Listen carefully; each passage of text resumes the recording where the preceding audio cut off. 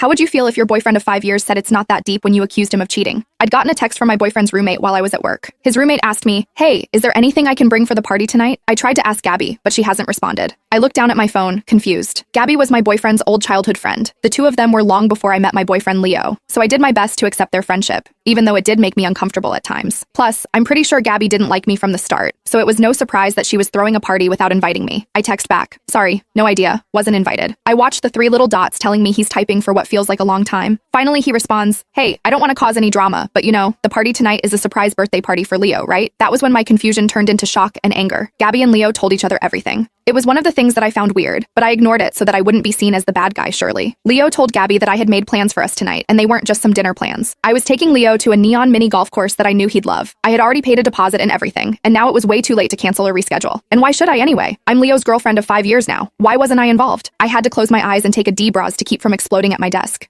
Leo had promised me many times that he didn't have any intimate for Gabby. We were neighbors in a small town. Of course, we ended up as close friends, was what he always said. I took another breath. Clearly, Gabby and I needed to have a talk, but it was a surprise party. After all, I can't blame Leo for something he has no idea about. Then my phone buzzed again. This time the message was from Leo. "Hey, so sorry, but I got to stay in tonight. Went to the doc, and they said I got the flu. Please don't come over. Don't want to get you sick too. Love you." It was an obvious lie his roommate would have mentioned if Leo was sick. My hands were shaking. That was when I decided I was done. If those two were going to go behind my back, I was going to make them admit they were lying to me. I texted Leo's roommate back and found that the surprise birthday party was at Gabby's place. Later, I was about to park in the parking lot for Gabby's apartment building when I saw Leo sitting in his car. He looked like he was arguing on the phone with somebody. As I walked up to him, he immediately hung up when I tapped on the window. The second he rolled his window down, I asked him, "At what point were you going to tell me about this party?" He looked scared and confused. "What party? I saw red. Are you kidding me? I caught you lying and now you're playing dumb. You could at least admit that you want to be with Gabby instead." Leo put his hands up. "Whoa, it's not that deep." I didn't respond. I threw the takeout soda I had picked up on the way and headed towards Gabby's apartment. I wasted 5 years dating Leo and being nice to someone who constantly treated me like garbage. It was time to give Gabby a piece of my mind. Take long to find her. Gabby was out on the balcony looking like she was waiting for someone. I could still feel my blood boiling, and apparently it showed on my face since party guests quickly jumped out of my way as I walked. I shut the door behind me when I joined her on the balcony. "Gabby, we need to talk." She spins around and looks at me, widely eyed. "Why are you here?" "Sorry, are you expecting Leo? Since it's obvious the two of you planned on booting me to the curb?" "Wait, you don't know I was losing my patience and wanted to skip to punching her then, but I asked anyway." "No, what?" Gabby grinned. "It wasn't just tonight. We've been dating since before the two of you met, stupid." I was ready to lunge then and there, but Leo burst through the door. Wait, she's seeing Gabby's face turn white, made me hesitate. Leo grabbed my hand. "Look, I know this is going to sound crazy, but Gabby blackmailed me into coming tonight. She said she had old pictures of her and me kissing while I was drunk, and she was going to send them to you to get you to dump me if I didn't meet with her.